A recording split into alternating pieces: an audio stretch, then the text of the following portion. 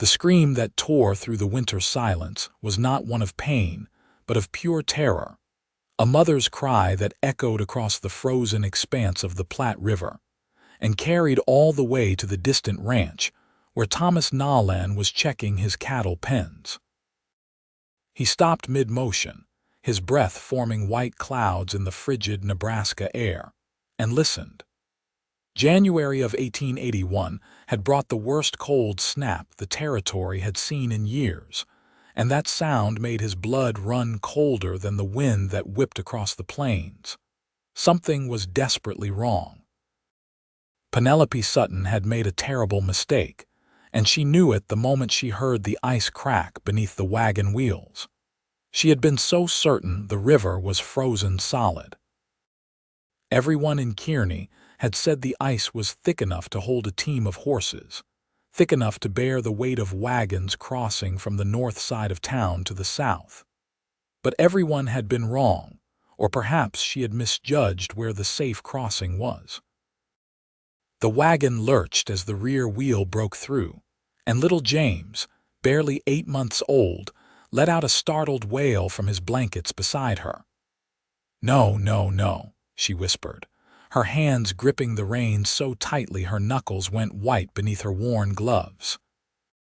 The horse whinnied in panic, trying to pull forward, but the wagon was stuck fast, tilting at a dangerous angle. Water was already seeping up through the floorboards, dark and deadly cold. Penelope had left her small homestead that morning out of desperation. Her husband had died 3 months ago, kicked in the head by a horse he was trying to break. Robert had been gone before the doctor even arrived, leaving her alone with an infant and winter closing in. She had needed supplies from town, but more than that, she had needed to sell the last of Robert's tools to pay for food. Pride had kept her from accepting charity from the churchwomen, though now she wondered if pride was going to kill her and her baby both. The horse screamed and pulled, and the wagon shifted again. This time Penelope felt the whole structure slide sideways. The ice groaned beneath them like a living thing in pain. She grabbed James from his nest of blankets and held him against her chest, her mind racing. If she tried to jump out, she might make it to solid ice, but the impact could send the wagon plunging through completely. If she stayed, they would sink when the ice gave way entirely. "Help!" she screamed, though she could see nothing but empty white landscape in every direction. "Please, someone help us!" Thomas heard that second cry and was already moving, untying his fastest horse from the post. He did not bother with a saddle, just swung himself up onto the mare's bare back and kicked her into a gallop. The ranch hands looked up in surprise as their boss thundered past them without explanation, heading toward the river at breakneck speed. He had lived in Nebraska for 15 years, ever since he was 20 years old, and had saved enough money working cattle drives to buy his own land. He knew the Platte River in all its moods, knew how deceptive the ice could be. There were currents that kept some sections thin even when the surface looked solid.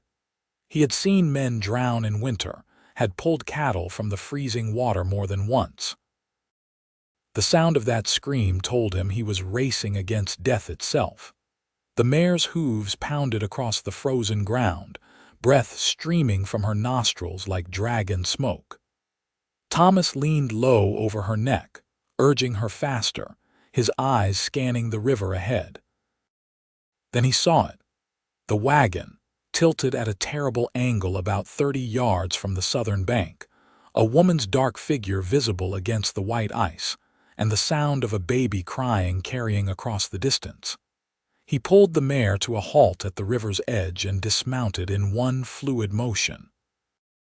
His mind was calculating distances, weight distribution, risk. The ice near the banks would be strongest.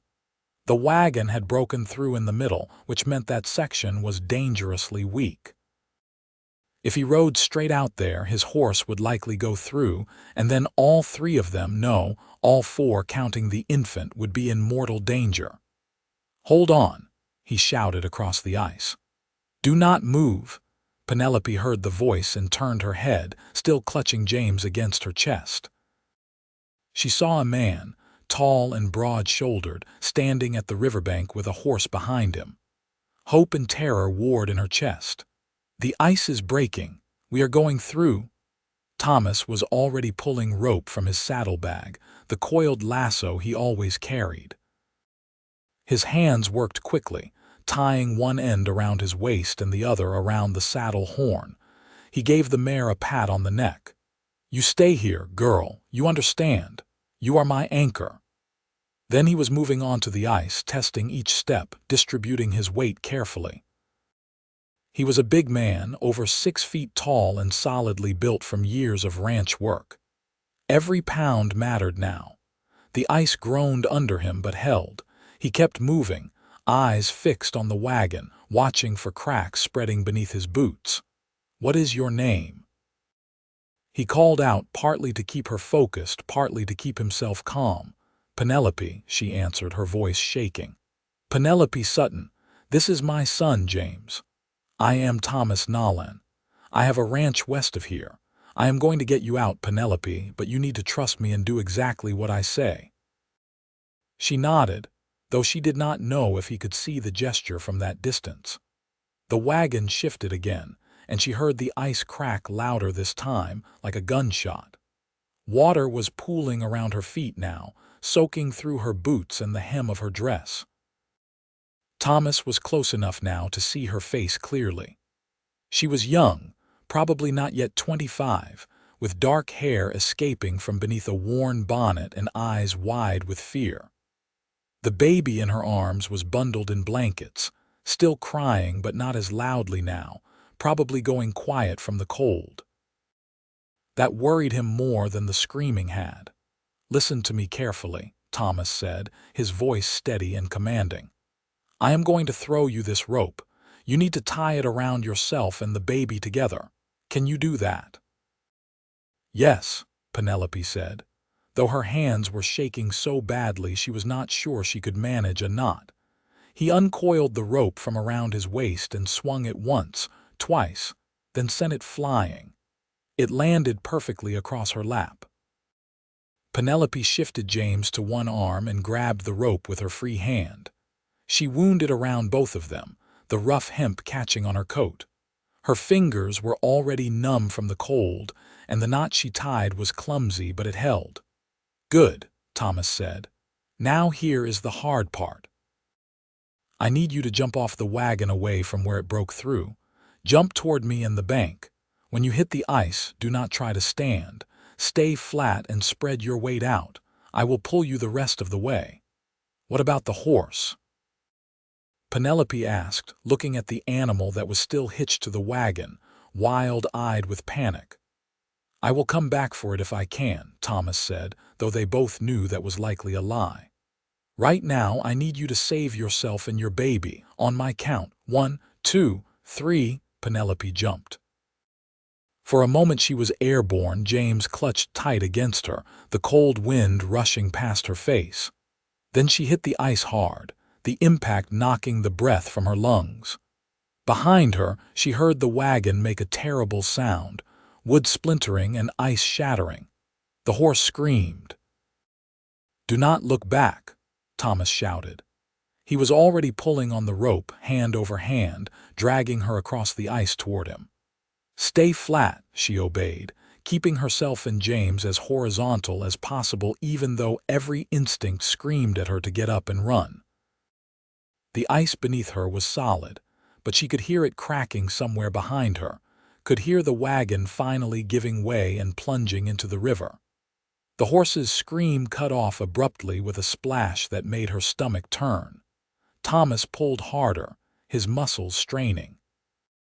She was lighter than he had expected, too light, probably not eating enough. He could see her more clearly now, see the way her lips were turning blue, see how the baby had gone ominously quiet. Almost there, Penelope. Just a little more. Then she was close enough for him to reach down and grab her arm. He hauled her the last few feet onto the stronger ice near the bank, then continued pulling her all the way onto solid ground. Only when they were safely off the river did he allow himself to breathe. Penelope tried to sit up, but her body would not cooperate. She was shaking violently, her teeth chattering so hard she could not speak. Thomas knelt beside her and gently pried the blankets away from the baby's face. James's lips were blue, his skin pale, but his eyes were open and he was breathing. "We need to get you both warm immediately," Thomas said. He scooped Penelope up in his arms as if she weighed nothing, baby and all, and carried her to his horse. "My ranch is only 2 miles from here. Can you hold on if I put you in front of me?" She managed to nod. He lifted her onto the mare, then swung up behind her, one arm wrapped securely around her waist to keep her from falling. He could feel how violently she was shaking, could feel the cold radiating from her wet clothes. Hypothermia was setting in. He kicked the mare into a canter as fast as he dared with a double load. The ride to the ranch seemed to take forever. Thomas kept talking to Penelope, asking her questions to keep her conscious. "How old is your baby? Where is your husband? Where do you live?" She answered in halting words, her voice growing weaker. By the time the ranch buildings came into view, she was slumping back against him, barely able to hold James. "Miguel," Thomas shouted as they entered the yard. "Juan, I need help here." 2 of his ranch hands came running from the barn. Their eyes widened when they saw the woman and infant. "Boss, what happened?" Wagon went through the ice. "Get the door, I need to get them inside now." Thomas dismounted and pulled Penelope down after him. She stumbled, her legs giving out, and he caught her before she fell. "Take the baby," he told Miguel, and the older man carefully lifted James from Penelope's arms. Thomas carried her into the ranch house, Miguel following with the infant. The main room had a large fireplace, and thank God he had left it burning that morning. "We need dry clothes and blankets. Heat water for the baby. Move." His men jumped to obey. Thomas set Penelope down in a chair near the fire and began unlacing her wet boots. "We need to get you out of these wet things," he said. "Do you have the strength to change yourself, or do I need to get help?" "I can do it," she whispered, though she could barely lift her arms. Thomas left the room and returned moments later with an armful of clothing. A flannel shirt, wool pants, thick socks. "These are mine, so they will be too big, but they are dry and warm. I will step outside. Call when you are dressed." Penelope's hands shook as she tried to unbutton her wet dress. The buttons were frozen, her fingers too numb to grip them properly. She fumbled for what felt like hours, but was probably only minutes before she finally called out, "I cannot do it. My hands will not work." There was a pause, then Thomas's voice came from outside the door. "I am coming in. I will help you, but I will be as respectful as possible." He entered and knelt in front of her, his face carefully neutral. His large, calloused hands made quick work of the frozen buttons. He kept his eyes averted as he helped her out of the wet dress and into the dry shirt, then turned his back while she struggled into the pants. When she was as decent as she could manage in oversized men's clothing, he wrapped her in a thick blanket and settled her in the chair closest to the fire. "James," she said suddenly, trying to stand. "Where is James?" "Miguel has him," Thomas assured her. "He is warming him carefully. He raised 7 children of his own. He knows what to do." Indeed, in the kitchen, Miguel was gently warming the baby by the stove, talking to him in soft Spanish, rubbing his little hands and feet to get the circulation going. Juan was heating water to body temperature, not too hot, knowing that warming someone too quickly from hypothermia could be dangerous. Thomas crouched beside Penelope's chair. "You need to drink something hot. It will help warm you from the inside." He handed her a cup of weak tea, wrapping her hands around it. Her fingers were still shaking too badly to hold it alone, so he kept his hands over hers, steadying the cup as she sipped. "Thank you," she whispered. "You saved our lives. I do not know how to repay you." "You do not owe me anything," Thomas said quietly. "I am just glad I heard you in time." He studied her face in the firelight. Even in her current state, pale and exhausted, there was something striking about her. Her eyes were a deep brown, almost black in the dimness, and there was a strength in her features that spoke of someone who had survived hardship before this. "The wagon," Penelope said suddenly, her eyes filling with tears. "All the supplies.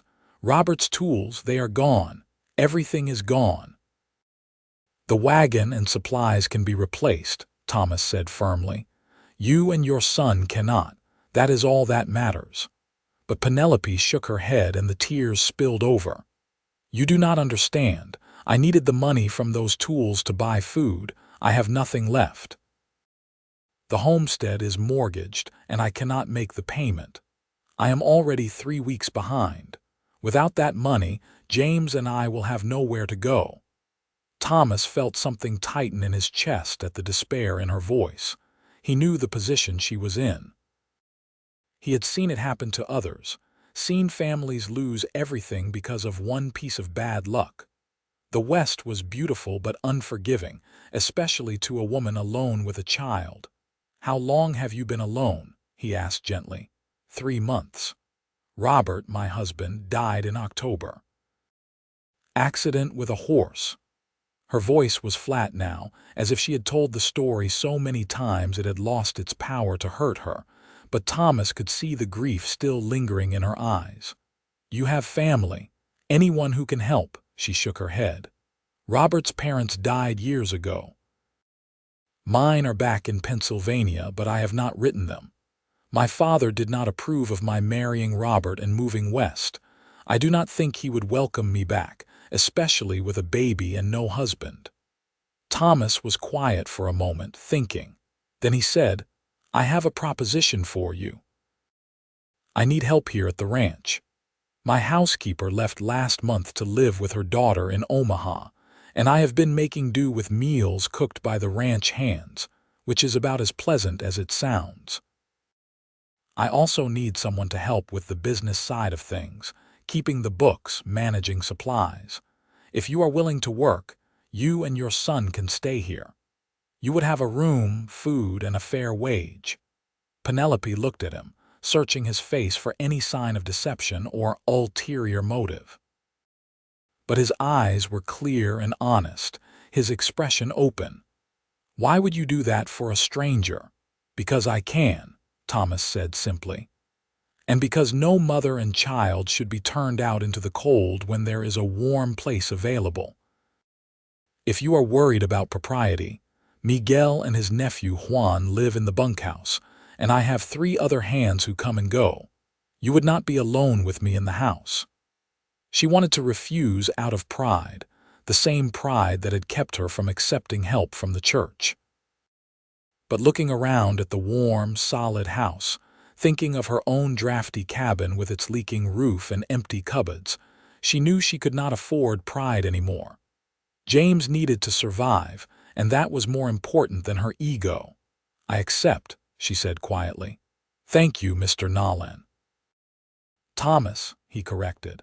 "If we are going to be sharing a house, even with propriety observed, we might as well use first names." "Thomas," she repeated. The name felt strange on her tongue, intimate in a way that made her suddenly aware of how close he was kneeling beside her chair, how his hands were still wrapped around hers on the teacup. Miguel appeared in the doorway, carrying James. The baby was wrapped in warm blankets and his color looked better, the blue tinge gone from his lips. "The little one is doing well," Miguel said with a smile. "He took some warm milk and is already falling asleep." Penelope reached out and Miguel placed James in her arms. She held him close, breathing in his baby smell, feeling the warmth of his small body. "Thank you," she told Miguel, her voice thick with emotion. "Thank you so much." "It is nothing, Señora," Miguel said kindly. I am glad we could help. I will prepare the spare room for you, yes." Thomas nodded. "Thank you, Miguel. And have Juan fetch Dr. Morrison from town. I want him to check them both over, make sure there are no lasting effects from the cold." After Miguel left, Thomas stood and moved to the fireplace, giving Penelope some space. The afternoon light was fading outside, the short winter day drawing to a close. "You should rest," he said. "The doctor will be here in a few hours, and then you need sleep. Real sleep, in a warm bed." Penelope felt exhaustion pulling at her like a physical weight. Now that the immediate danger was past, now that she was warm and safe, her body wanted to shut down. "I should help with dinner," she protested weakly. "Tonight you rest," Thomas said firmly. "Tomorrow we can discuss your duties. Tonight you are a guest who nearly died." She did not have the strength to argue.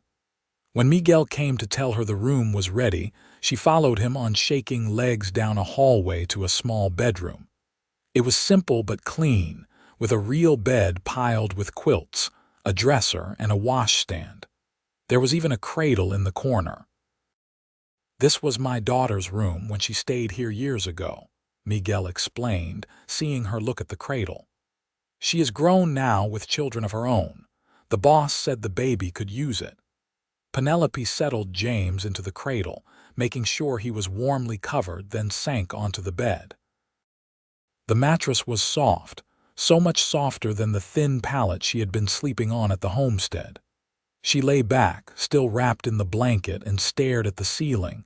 How had her life come to this? A year ago she had been married, happy, full of hope for the future. Robert had been so excited about their homestead, about building a life together.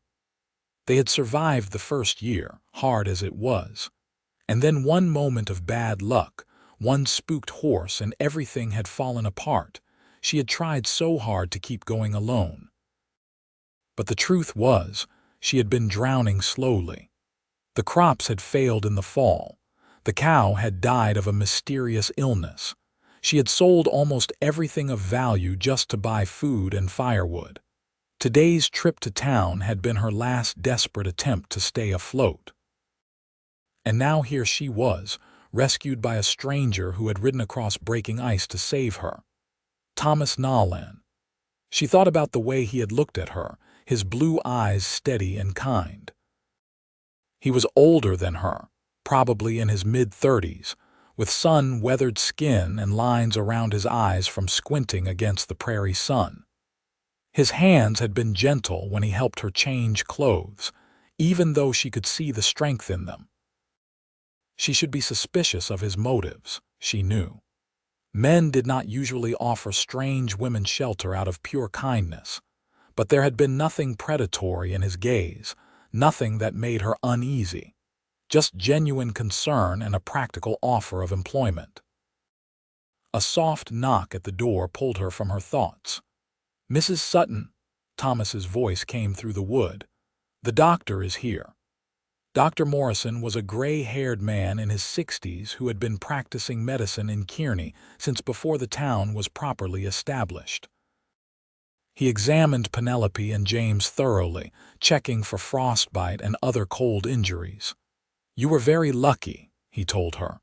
"A few more minutes in that water and the outcome would have been much different. As it is, you should both recover completely. Keep warm, eat well, and rest for the next few days. No strenuous activity." After the doctor left, Penelope tried to get up and help with the evening meal, but Thomas gently but firmly steered her back to bed. Miguel brought her a tray with soup, fresh bread, and hot coffee. It was the best meal she had eaten in months, and she had to force herself not to eat too quickly. James woke and fussed, and she nursed him, grateful that her milk had not dried up from the stress and poor nutrition of the past months. As she fed him, she looked around the room again, at the sturdy walls and the warm glow of the oil lamp on the dresser. Outside the window, she could hear the wind picking up, driving snow against the glass. If she had been at the homestead tonight, She would have been burning her last scraps of firewood, trying to keep the cabin warm enough that James did not freeze. She fell asleep with her son curled beside her, both of them warm and fed and safe for the first time in longer than she could remember. Thomas stood in his own room down the hall, looking out at the storm that was building outside. He could not stop thinking about the woman sleeping in the spare room, about the fear in her eyes as the wagon had tilted on the breaking ice, about the way she had looked at him with such desperate hope when he offered her shelter. He had not been completely honest with her. Yes, he did need help around the ranch. Yes, his housekeeper had left and the books were in disarray. But he had been managing well enough on his own. The truth was, he had offered her the job because the thought of her trying to survive alone in a failing homestead made something in his chest ache. Thomas had been alone for a long time. He had never married, had never found a woman who wanted the hard life of a ranch in Nebraska. There had been a girl once, back in Illinois before he came west, but she had married a banker instead. Since then, he had focused on building his ranch, on making something of himself. He had succeeded beyond his initial dreams.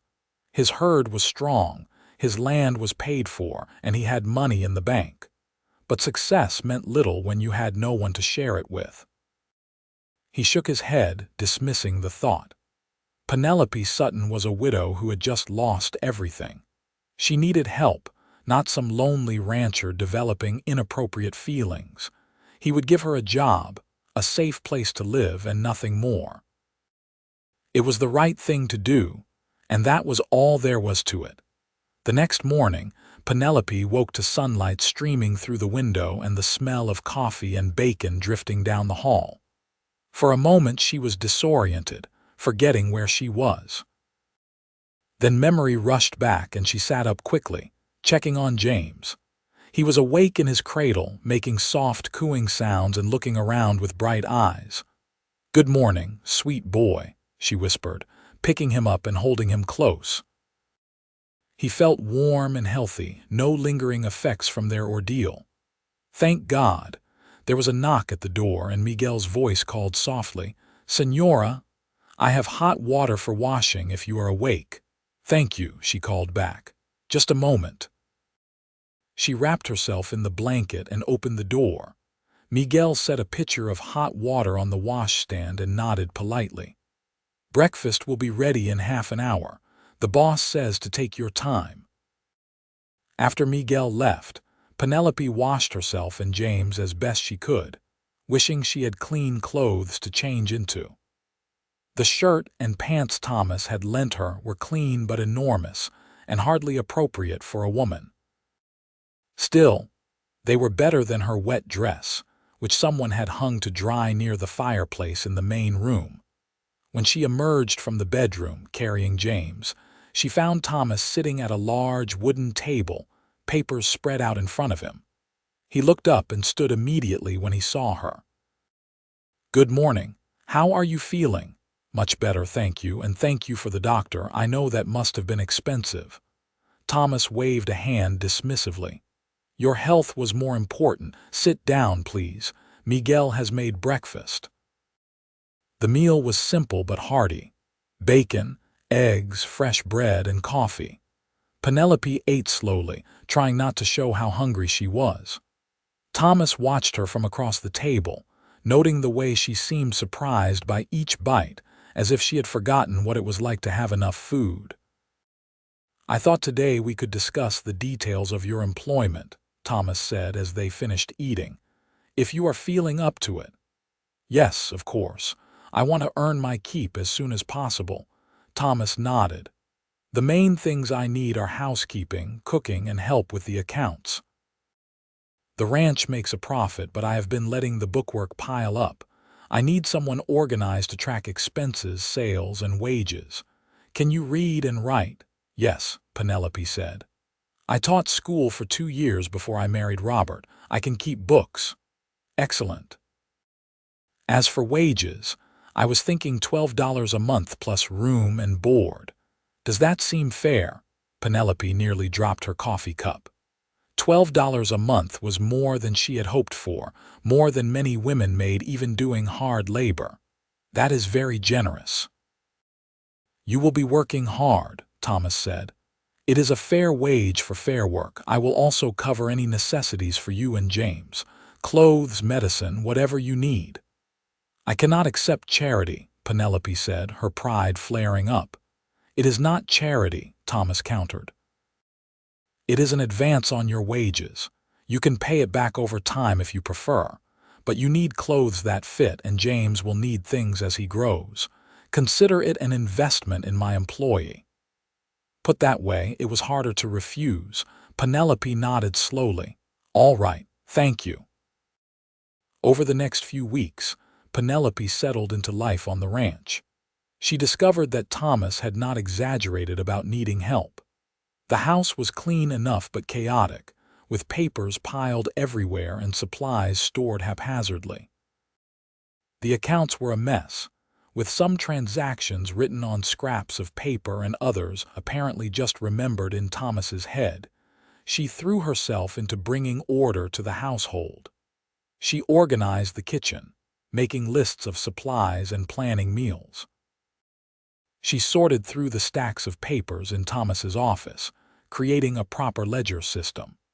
She cleaned and dusted and made the house feel like a home rather than just a place where men slept between working. Thomas watched her work with growing admiration. She was meticulous and efficient, but also creative. She found ways to make the simple furniture more comfortable, sewed curtains from old fabric she found in a trunk, and coaxed Miguel's garden plans into something that would provide fresh vegetables come summer. And she was good with James, patient and loving. The baby thrived under her care, growing plumper and happier each day. Sometimes, Thomas would come in from working with the cattle to find her singing to the child, old songs in a clear, sweet voice that made something in his chest tighten. He tried not to let his feelings show. She was his employee, under his protection. It would be wrong to pursue her, to take advantage of her vulnerable position. But it was getting harder to ignore the way his heart lifted when he saw her smile, or the way he found excuses to be in the house during the day just to hear her voice. Penelope was having similar struggles.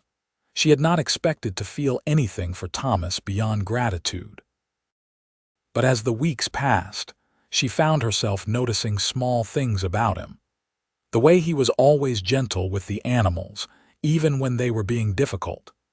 The way he spoke respectfully to his ranch hands, treating them as equals rather than servants. The way his face softened when he looked at James.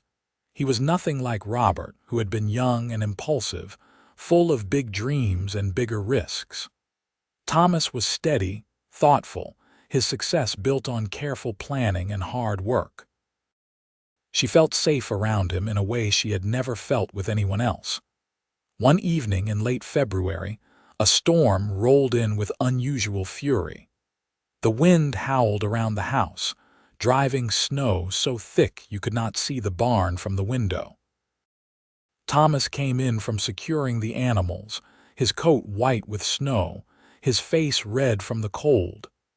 "It is bad out there," he said, stomping his boots on the mat.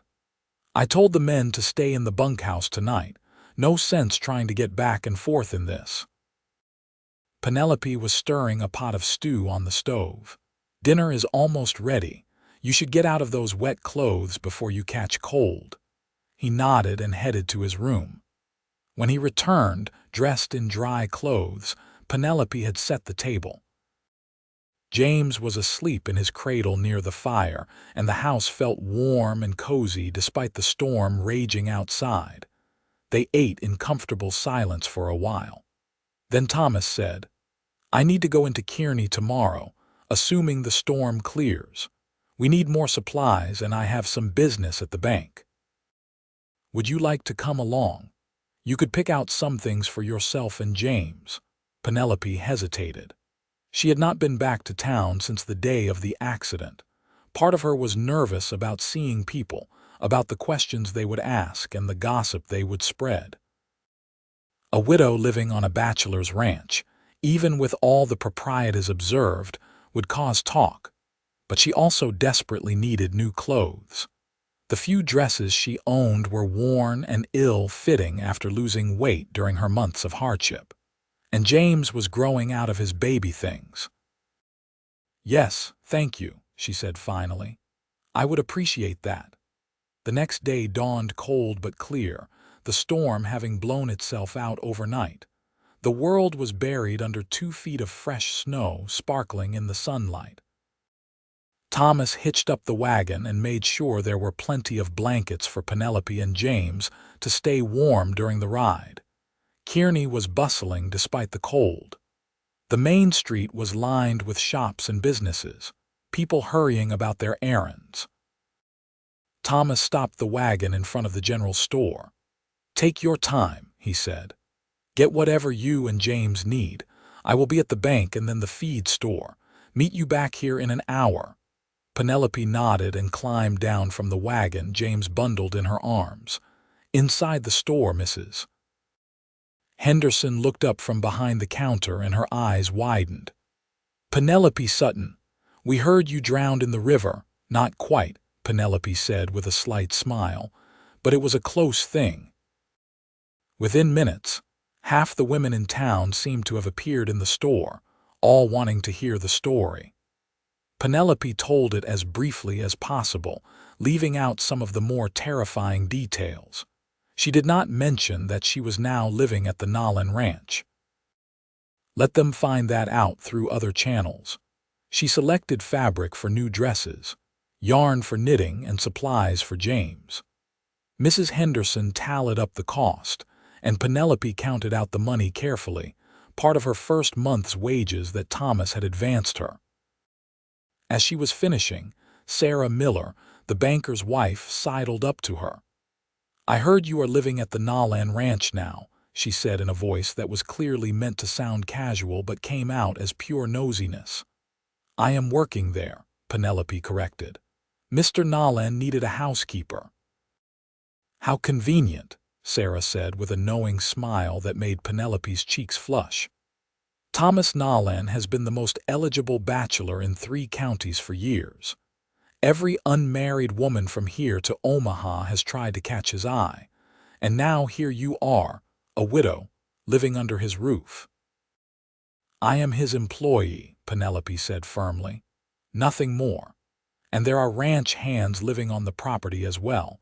Everything is perfectly proper." But even as she said it, she felt a twinge of guilt, because the truth was, she had been thinking of Thomas as more than just her employer.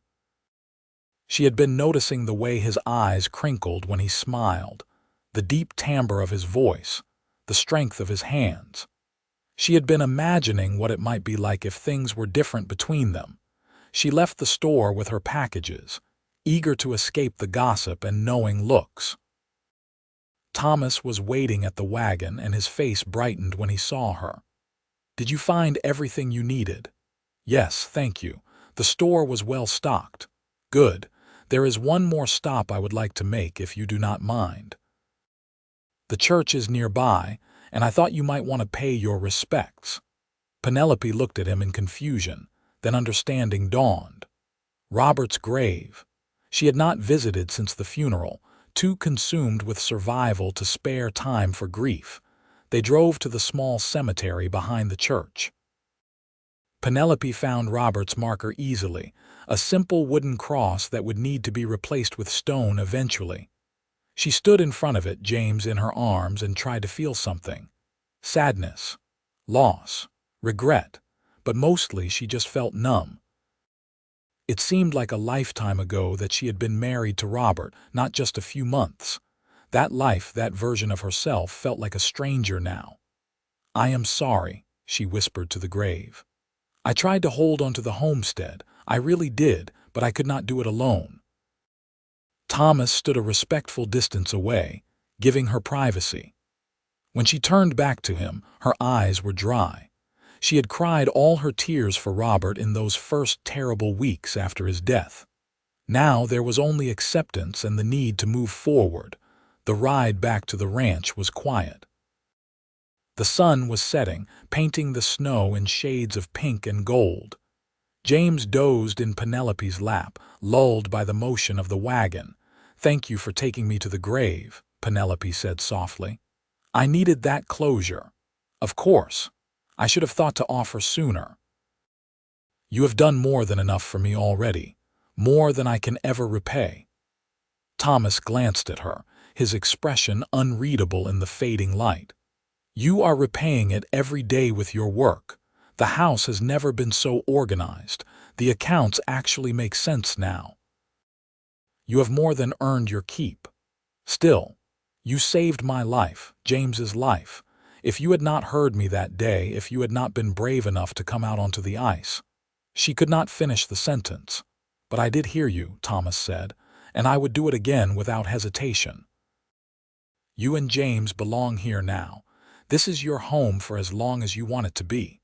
Those words settled over Penelope like a warm blanket. Home. She had not had one of those, not really, since leaving Pennsylvania. The homestead had always felt temporary, precarious. But the ranch, with its solid buildings and the steady rhythm of daily work, felt real and permanent. As winter gradually gave way to spring, the relationship between Thomas and Penelope began to shift in subtle ways. There were moments when their hands would brush reaching for the same dish at dinner, and both would pull back as if burned. Times when Thomas would come in from working and find Penelope humming as she kneaded bread, and he would stand in the doorway just watching her until she noticed and blushed. The ranch hands noticed. Miguel, wise and observant, said nothing but smiled knowingly.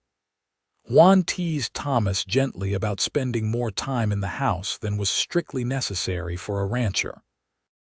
The other hands made themselves scarce in the evenings, giving Thomas and Penelope privacy that neither had asked for but both secretly wanted.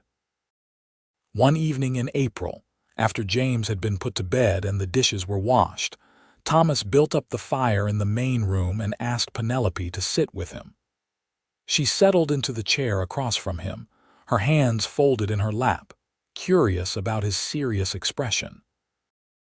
"I need to talk to you about something," Thomas began, then seemed to lose his nerve. He stood and paced to the window, looking out at the darkening prairie. "Is something wrong?" Penelope asked, worried. "Have I done something to displease you?" "No," Thomas said quickly, turning back to her. "No, nothing like that. You have been perfect. That is actually the problem." Penelope frowned, confused. "I do not understand." Thomas ran a hand through his hair, clearly struggling with what to say. "When I offered you this job, it was with the best of intentions. I wanted to help you and James, to give you a safe place to live and a way to support yourselves. It was supposed to be just an employer and employee arrangement." "It still is," Penelope said, though her heart was starting to beat faster. "Is it?" Thomas asked. He moved closer, standing in front of her chair. "Because I do not think of you as just my housekeeper, Penelope. I have not for a long time, and I do not think you see me as just your employer either." Penelope looked up at him, her breath catching. "Thomas." "I know the timing is terrible," he continued, the words spilling out now. "You are still grieving your husband. You are in a vulnerable position, dependent on me for shelter and income. I should not be saying any of this. But I cannot keep pretending anymore. I care about you, Penelope. More than I should. More than is wise or proper." She stood up, bringing them face to face. "Do you think you are the only one feeling this way? I have been fighting it too, telling myself it is just gratitude or loneliness or anything but what it really is." "And what is it really?" Thomas asked, his voice rough with emotion. "I think you know," Penelope whispered. Thomas reached out slowly, giving her time to pull away, and cupped her face in his hands.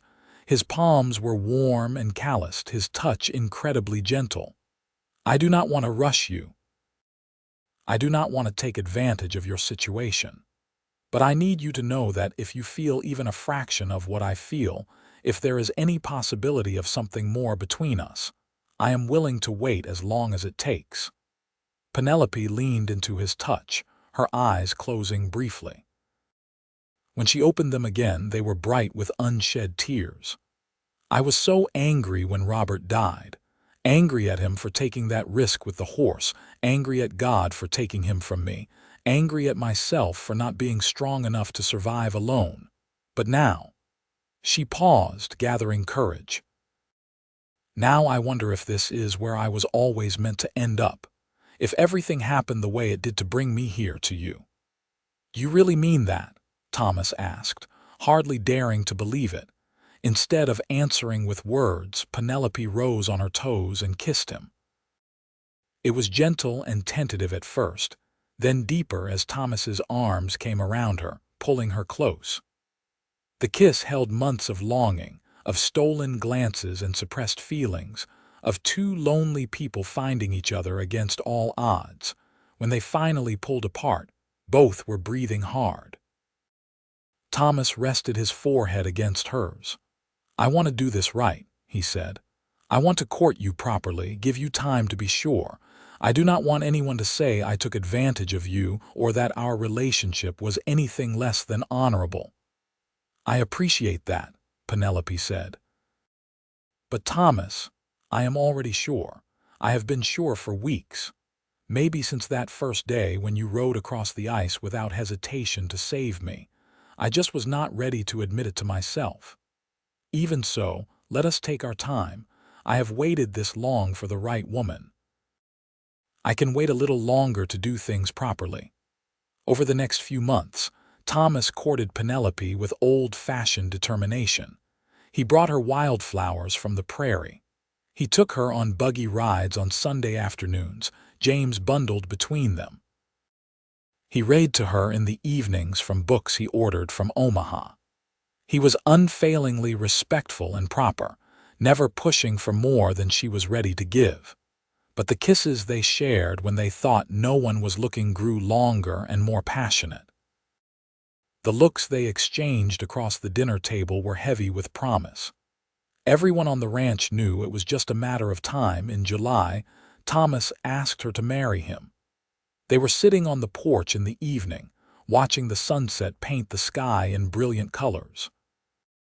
James was asleep against Penelope's shoulder, his small hand fisted in her dress.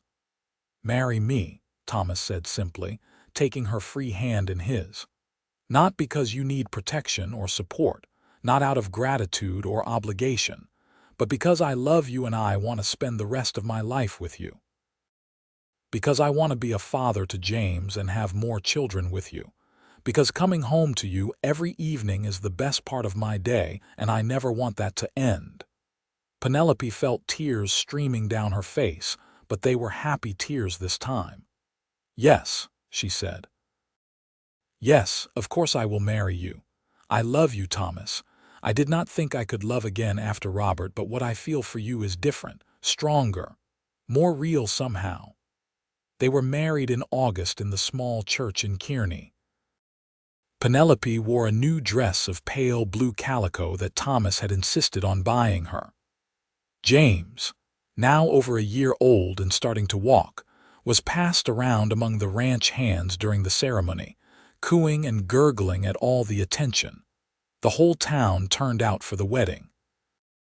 Even Sarah Miller, who had spread the most vicious gossip about Penelope living at the ranch, had to admit they made a handsome couple. The way Thomas looked at his bride, with such open adoration and joy, made even the most cynical observers believe in love. After the ceremony, there was a celebration at the ranch. Miguel and the other hands had prepared a feast. There was music and dancing and laughter that carried late into the night. When the guests finally departed and the last lantern was extinguished, Thomas carried Penelope across the threshold of the bedroom they would now share, as husband and wife. Their wedding night was tender and passionate, a discovery of each other that left them both awed and grateful. Afterward, lying in Thomas's arms, Penelope thought about the long journey that had brought her to this moment. The grief and struggle, the terror on the ice, the desperate uncertainty of those first weeks at the ranch. "What are you thinking about?" Thomas murmured, stroking her hair. "I was thinking about that day on the river," Penelope said. "How terrified I was, how certain I was going to die, and how you came out of nowhere to save me." "I was terrified too," Thomas admitted. "I have never been so scared in my life as when I saw that wagon tilting on the ice and heard you screaming. The thought of not reaching you in time." He tightened his arms around her. "But you did reach me. You risked your own life to save mine and James's. Why did you do it? You did not know me." "I was just a stranger in trouble." Thomas was quiet for a moment, thinking. "I do not know if I can explain it properly, but when I heard you scream, something in me just knew I had to try, that I would never forgive myself if I did not at least attempt to save you. And then when I saw your face, saw the baby in your arms, I knew I would do whatever it took to get you both to safety." "You are a good man, Thomas Nolan," Penelope whispered, kissing him softly. "The best man I have ever known." Life settled into a happy rhythm after the wedding. Penelope continued to manage the household and the accounts, but now as the lady of the house rather than an employee. James thrived, growing into a sturdy, cheerful toddler who followed Thomas around the ranch like a shadow, absorbing everything about cattle and horses and ranch life. Thomas legally adopted James that fall, giving the boy his name. "He is my son in every way that matters," he told Penelope. "He should have my name and my protection." In the spring of 1882, Penelope discovered she was pregnant. Thomas was overjoyed, though also nervous about her health. He fussed over her constantly, insisting she rest more and work less, driving her half crazy with his concern. "I am pregnant, not dying," she finally told him in exasperation. "Women have been having babies since the beginning of time. I will be fine." "I know," Thomas said. "But you and James and this baby are the most precious things in the world to me. I cannot help worrying." Their son was born in November, a robust baby boy they named Robert Thomas, after Penelope's first husband and his new father. Thomas held the infant with tears streaming down his face, overcome with emotion at the miracle of new life. "He is perfect," Thomas whispered, gazing down at his son. "Absolutely perfect." Penelope watched her husband with their newborn and felt her heart overflow with love. This was happiness, she realized. True, deep, abiding happiness. Not the fevered excitement of her first marriage, but something steadier and more lasting. A love built on respect and friendship and shared values. The years passed in a blur of joy and hard work. The ranch prospered under Thomas's management and Penelope's careful bookkeeping. They added more land, more cattle, built a new barn and bunkhouse. James grew into a responsible young man who shared his father's gift with animals. Robert was followed by a daughter, Emily, and then two more sons, Daniel and Samuel. Through it all, Thomas and Penelope's love only deepened. They still held hands at the dinner table, still stole kisses when they thought the children were not looking.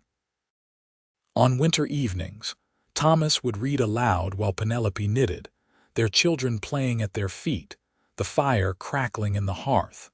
Sometimes Penelope would think back to that terrible day on the ice, to the moment when she thought all was lost.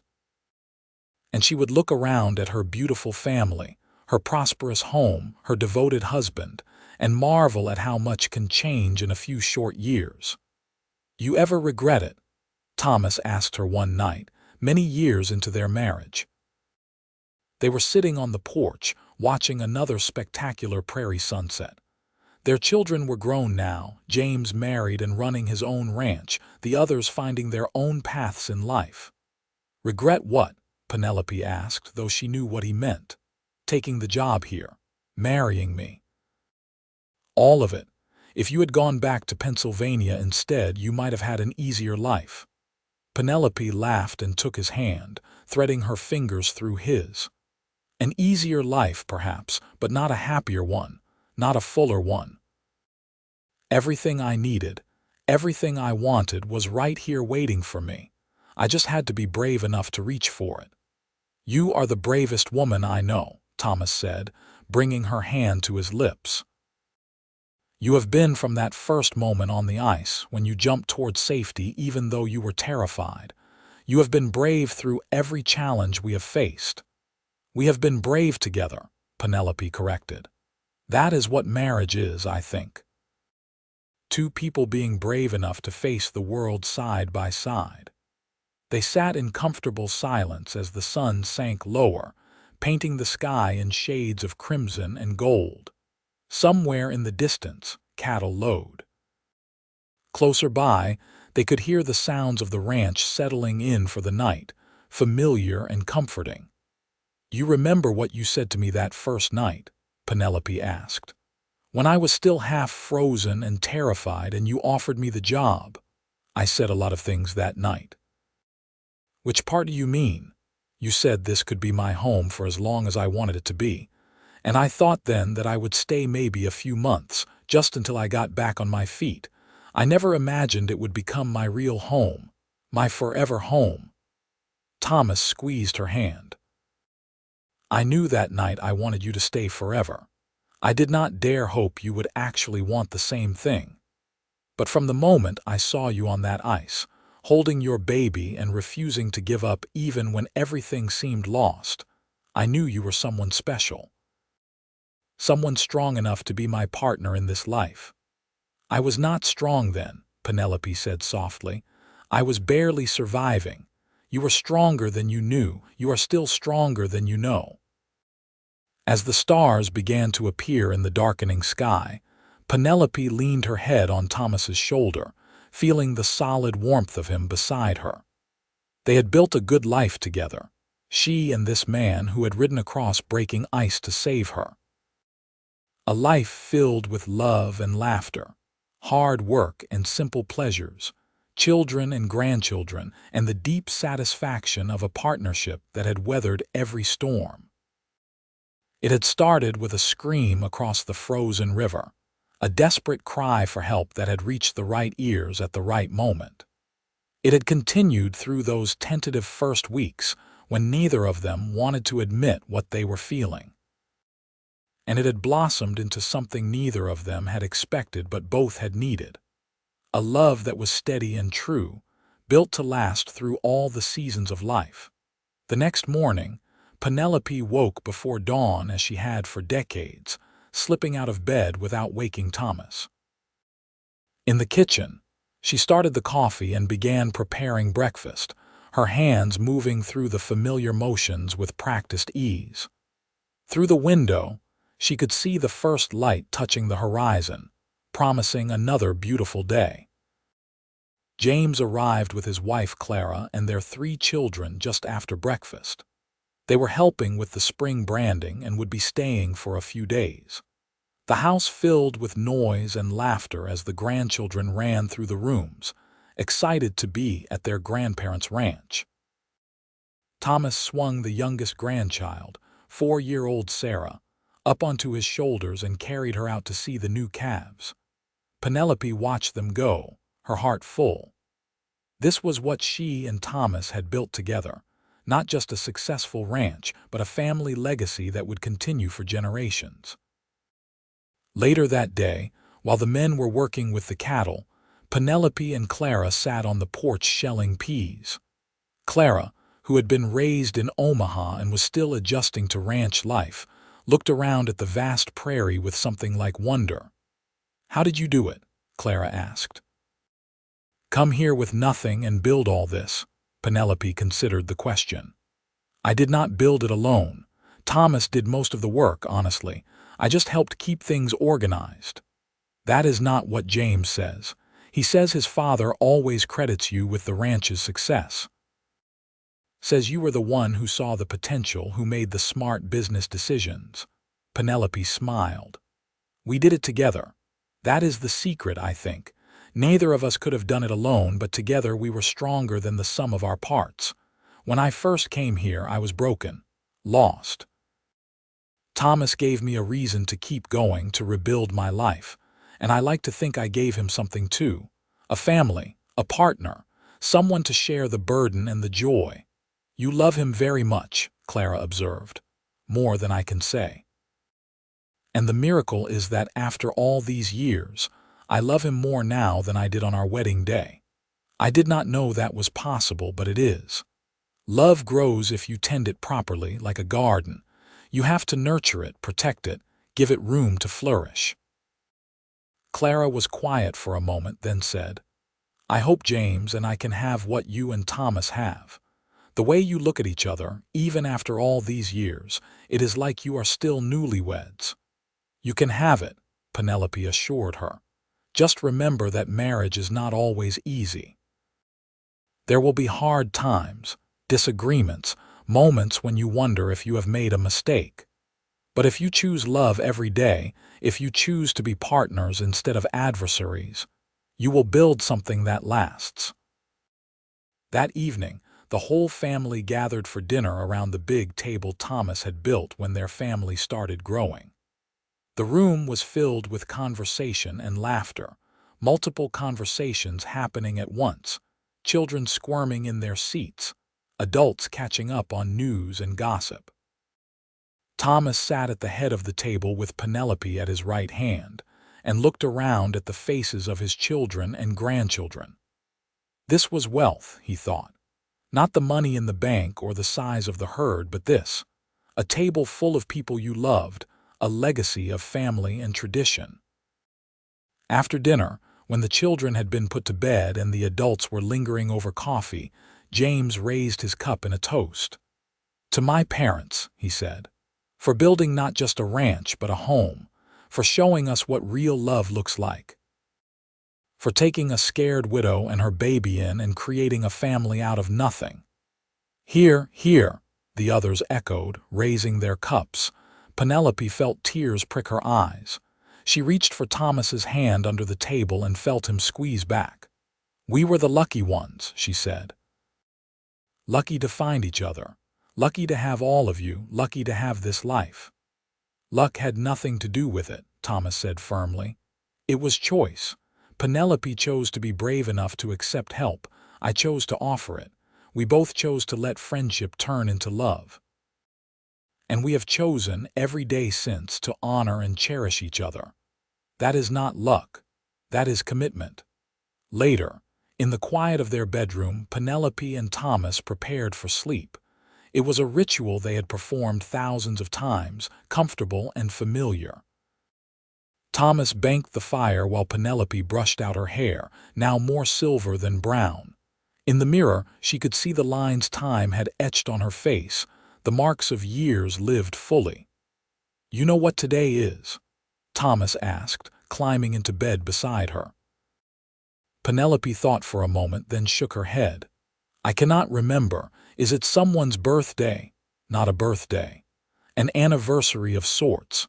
25 years ago today, I pulled you and James off the ice. Penelope caught her breath. She had not been keeping track, but Thomas clearly had. 25 years. It does not seem possible. It feels like yesterday and a lifetime ago all at once. I think about that day sometimes, Thomas said. About how easily things could have gone differently, if I had been working in a different part of the ranch and had not heard you. If the ice had given way before I reached you, if you had refused my offer of work out of pride, so many moments where everything could have changed. But it did not change. We found each other and everything happened exactly as it was meant to. You really believe that? That it was all meant to be?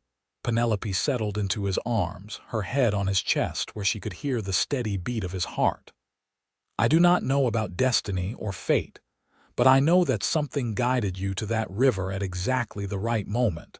Something gave me the courage to trust you. And something has kept us together and happy for all these years. Call it what you will, but I am grateful for it every single day. Thomas kissed the top of her head. As am I. You and James were the best thing that ever happened to me.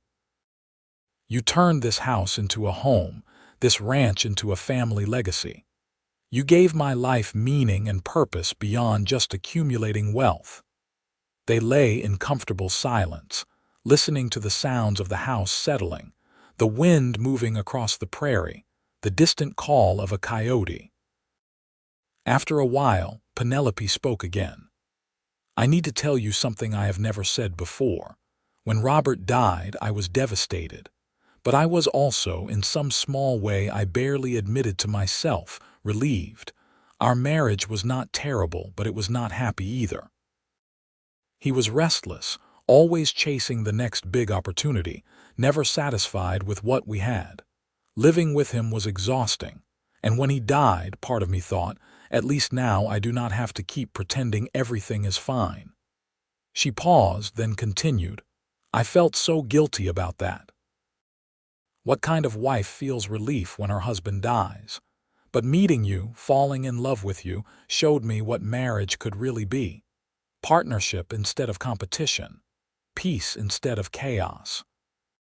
And I finally forgave myself for how I felt about Robert, because I understood that I had been mourning the marriage I thought I would have, not the one I actually had."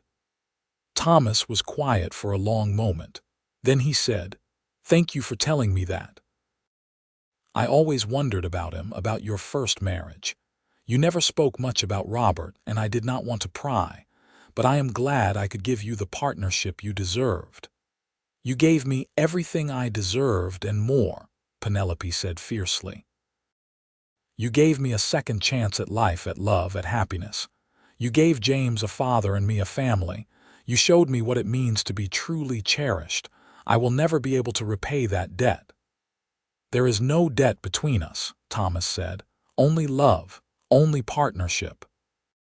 Only two people who chose each other and kept choosing each other every day. That is all that matters."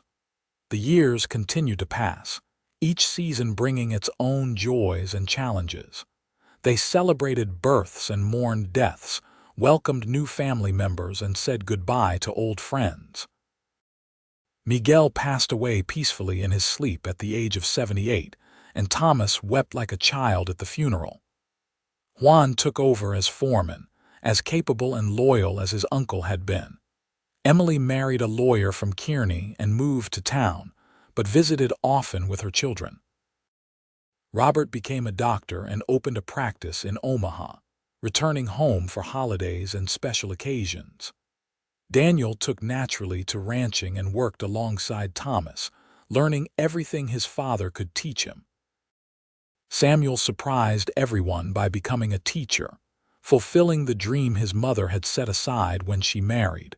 Through it all, the ranch remained the center of the family, the place where everyone gathered for celebrations and holidays. Penelope and Thomas grew old together, their hair turning white, their movements slowing, but their love remaining constant and strong. On a spring morning in 1906, Thomas did not come in for breakfast.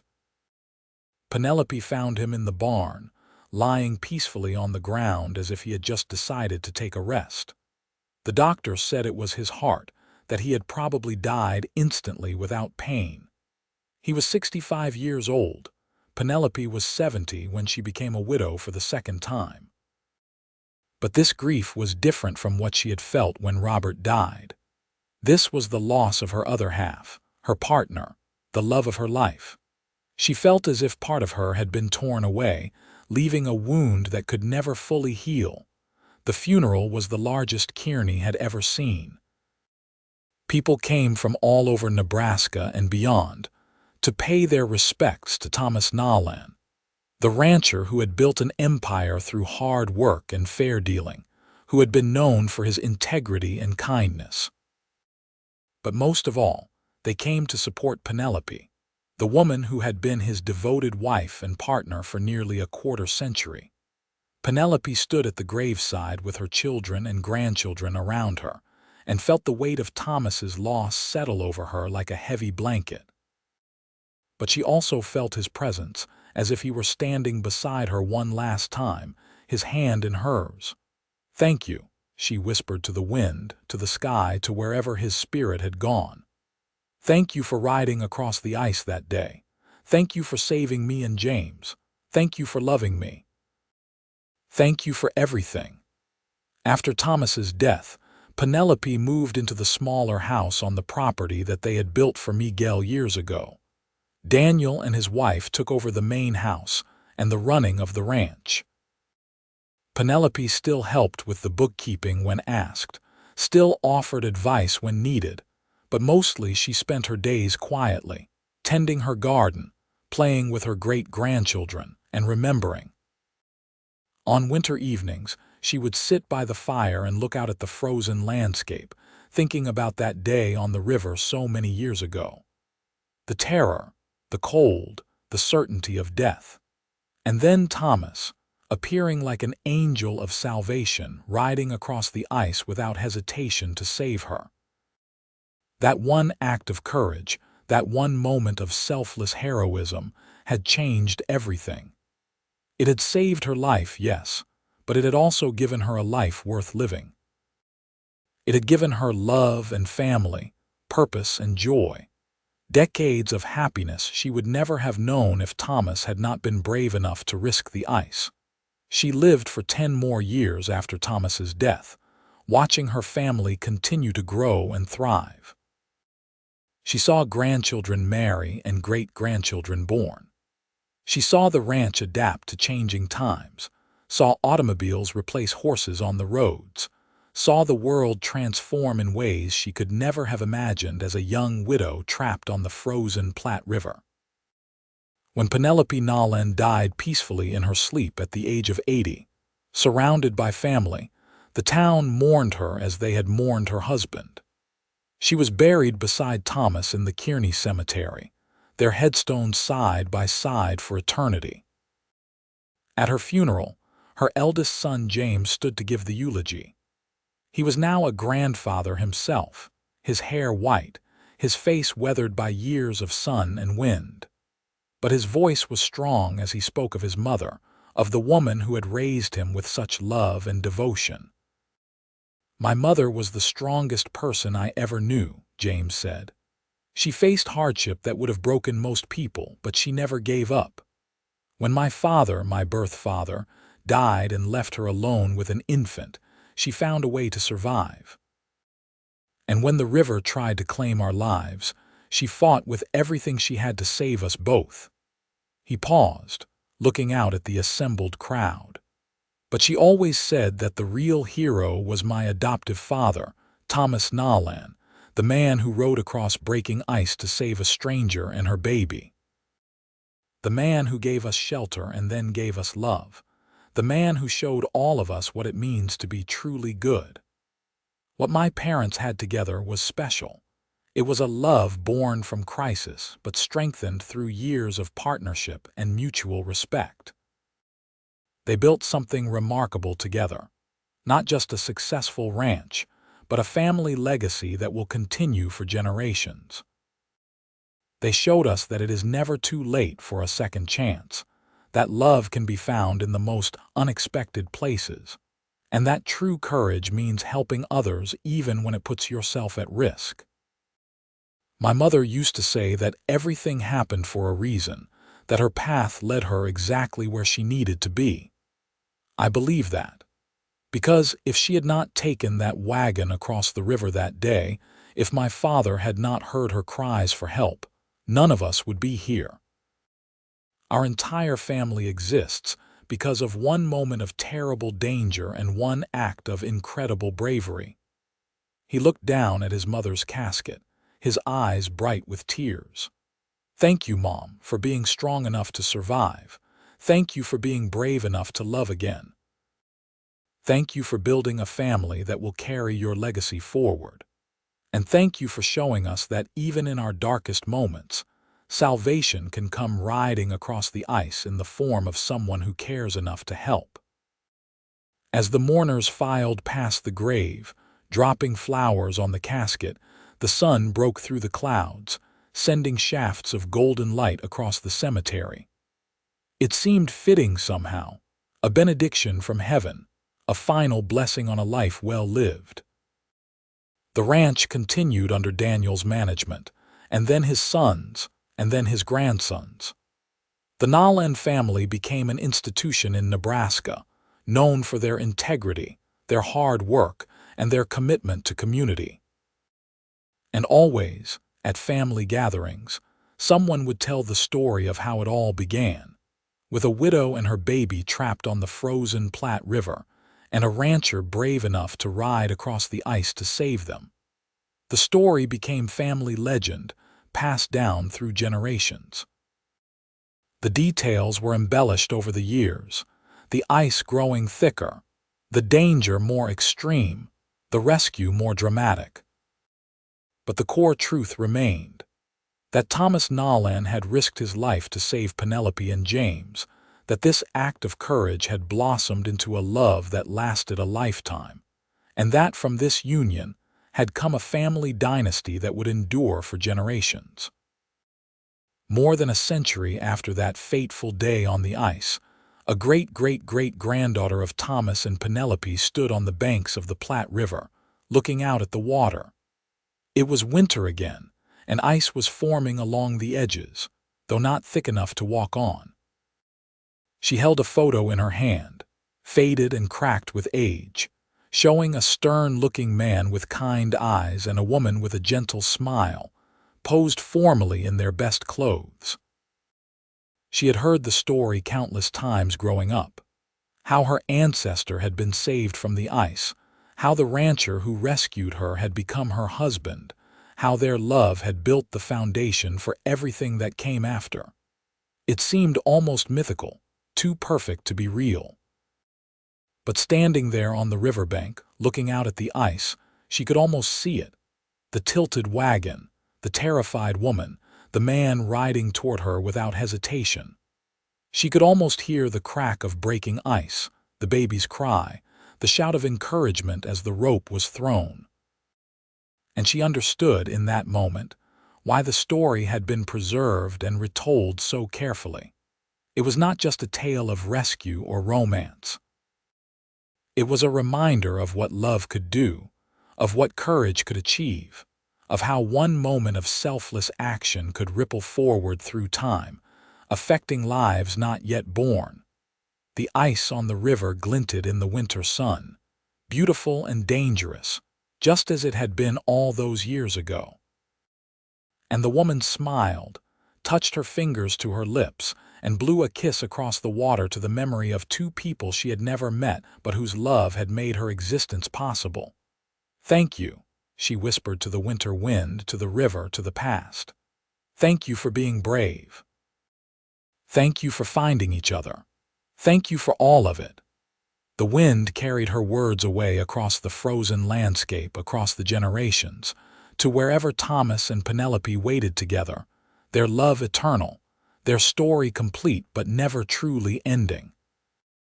For as long as there were descendants to remember, as long as there was a river to freeze and thaw with the seasons, their love story would live on. The widow and her baby, trapped on the ice, and the rancher who rode across it to save them, only to discover that in saving her, he had found his own salvation as well.